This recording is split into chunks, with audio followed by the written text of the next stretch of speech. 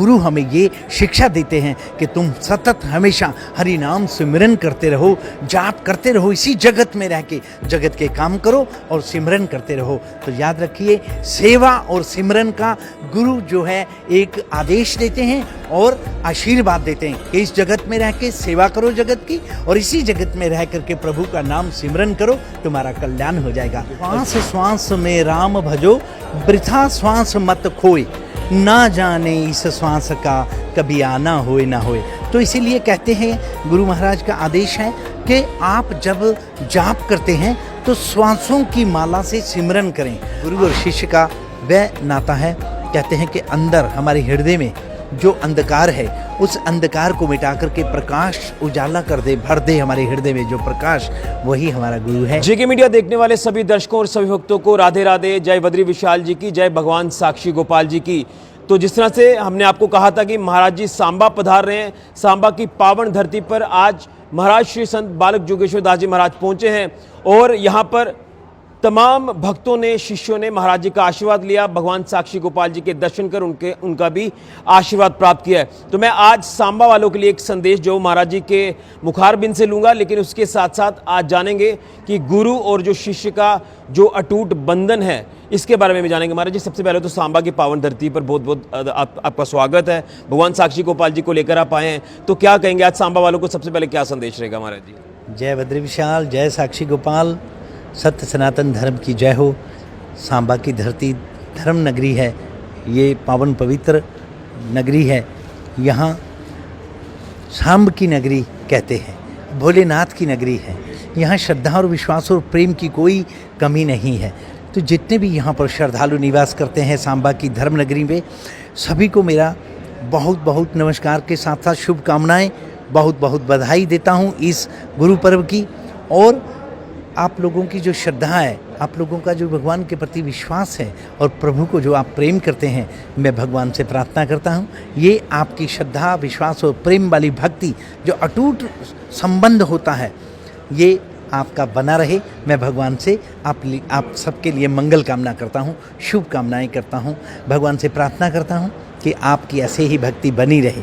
और रही बात एक गुरु परंपरा की, जो एक इस तरह की जो पूजाएं और इस तरह से जो प्रथा चली आई है, तो कहते हैं कि सदियों से ये संबंध बने हुए हैं। ये भी श्रद्धा का विषय है, ये भी विश्वास का विषय है, ये भी प्रेम का विषय है। और गुरु और शिष्य का वह नाता है, कहते हैं कि अंदर हमारे हृदय में जो अंधकार है उस अंधकार को मिटा करके प्रकाश उजाला कर दे, भर दे हमारे हृदय में जो प्रकाश, वही हमारा गुरु है। वही गुरु के लिए एक इस प्रकार की श्रद्धा, विश्वास और प्रेम के साथ शिष्य नतमस्तक होता है। ऐसा अटूट संबंध बताया गया है कि गुरु जब शिष्य को बैठा करके बात करते हैं अध्यात्म जगत की, और इस अध्यात्म जगत की जो यात्रा है उसके विषय में जब बताते हैं कि तुम कौन हो, तुम इस जगत में किस लिए आए हो। रही बात, हम दुनियावी दस्तूर को निभाते हैं, हमारी माता होती है, हमारे पिता होते हैं, हमारे भाई बंधु होते हैं, रिश्तेदार होते हैं, नातेदार होते हैं, सगे संबंधी होते हैं, और इसी तरह से यार दोस्त और मित्र सभी होते हैं। तो सभी का इस तरह का अपना अपना जो एक व्यवहार है वो निभाने के लिए शास्त्र प्रमाण है, शास्त्र आज्ञा देता है। और गुरु भी इसी तरह से आदेश करते हैं कि आपको इस दुनियावी दस्तूर को निभाने के लिए कर्तव्य का पालन बहुत अनिवार्य है, बहुत ज़रूरी है। तो ये तो हुआ एक दुनियावी दस्तूर को निभाने का एक चरण। और दूसरा आपका अध्यात्म जगत की यात्रा, जो गुरु वास्तव में जिसके लिए इस जगत में आए हैं, वो यात्रा आपको परमात्मा से जोड़ती है, प्रभु से मिलाती है।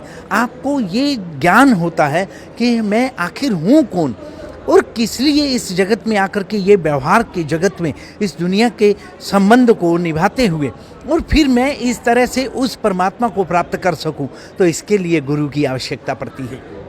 और इसीलिए ये गुरु और शिष्य का ऐसा अभेद संबंध है, अभिन्न संबंध है। गुरु फिर चर्चा करते हैं कि तुम कौन हो, तुम वो परमात्मा का नूर हो, वो परमात्मा का स्वरूप हो जिसके लिए शास्त्रों में वर्णन है, ईश्वर अंश जीव अविनाशी। क्या बात है, ईश्वर का अंश हैं हम लोगों के अंदर, इस शरीर के अंदर, वो परमात्मा का नूर जिसे हम आत्म रूप कहते हैं, उसो उसको पहचानना है कि वास्तव में ये शरीर मिला है उसको, तो ये शरीर के अंदर निवास करती है और उसे हमने अच्छी तरह से भली भांति से जानना है। मन को भगवान के श्री चरणों में लगा करके रखना है। दुनिया के काम तो चलो हमने करने ही हैं, क्योंकि इसी जगत में रहते हैं, समाज में रहते हैं, लेकिन इसी लोक में रह के लोक भी संवारना है। और गुरु ये बताते हैं कि इसी लोक में रह के परलोक भी संवारना है। तो ये गुरु पर्व है, ये गुरु और शिष्य का ऐसा संबंध जिसके बारे में गुरु बताते हैं कि आप हमेशा सतत प्रभु का नाम सिमरन करते रहें, जाप करते रहें, जिसकी वजह से कहते हैं कि अंत समय पे जब प्राण छूटते हैं तो उस वक्त एक क्षण का जो समय होता है, कहते हैं जब श्वास लिया जाता है और फिर श्वास छोड़ते हैं, उसके बीच में एक बहुत सूक्ष्म समय होता है, बहुत एक क्षण बोला गया है। तो इसीलिए कहते हैं कि जितनी साधना, जितनी तपस्या, जितने नियम व्रत आदि और जितनी तीर्थ यात्राएं हैं, ये सब उसी लिए किए जाते हैं कि उस एक क्षण को, कि वो अंतिम समय पे वो मेरा हो जाए, मैं उस वक्त उस एक क्षण को प्रभु के चरणों में अपना ध्यान लगा करके नतमस्तक होकर के उस शरीर को जब छूटने लगे तो मैं उस प्रभु को याद कर सकूं।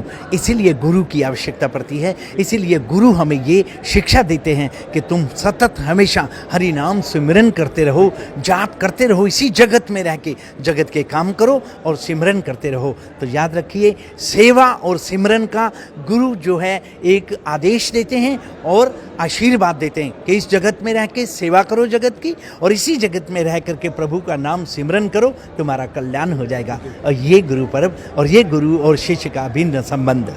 गुरु जी, एक चीज़ जानना चाहूँगा, आप यहाँ संगत को भी बता रहे थे, शिष्य को बता रहे थे कि जब आप गुरु मंत्र का जाप करते हैं तो वो मंत्र नहीं है, वो ताकत है। और क्या एक विधि रहती है गुरु मंत्र का जाप करने की, महाराज जी वो क्या कहें? हाँ, वो मैं बता रहा था कि श्वास श्वास में राम भजो, वृथा श्वास मत खोए, ना जाने इस श्वास का कभी आना होए ना होए। तो इसीलिए कहते हैं, गुरु महाराज का आदेश है कि आप जब जाप करते हैं तो श्वासों की माला से सिमरन करें। आप श्वास लेते हैं तो जैसे श्वास लेते समय आप ऐसे नाक से जैसे ऐसा श्वास लेते हैं तो उसमें वो सिमरन हो, अपना जाप चलता रहे। फिर श्वास को जब छोड़ें तो उसको वो सिमरन होता रहे।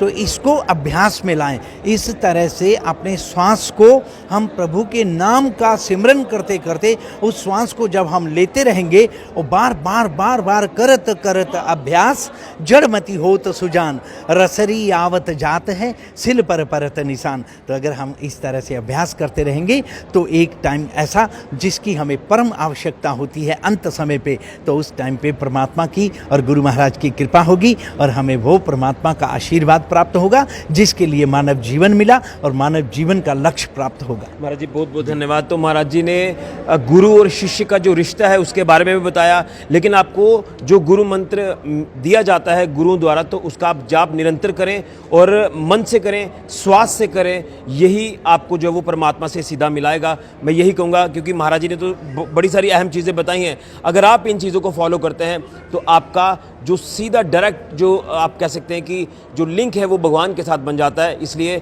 सनातन में ये शक्ति है, यही सनातन है, यही सनातन की ये विधि है और इसे हमें फॉलो करना चाहिए। महाराज जी द्वारा बताए गए शब्दों को आप अपने जहन में ज़रूर डालें। सभी को जय बद्री विशाल जी की, जय भगवान साक्षी गोपाल जी की, जय श्री राधे राधे। ऋषि खजूरिया, जेके मीडिया के लिए।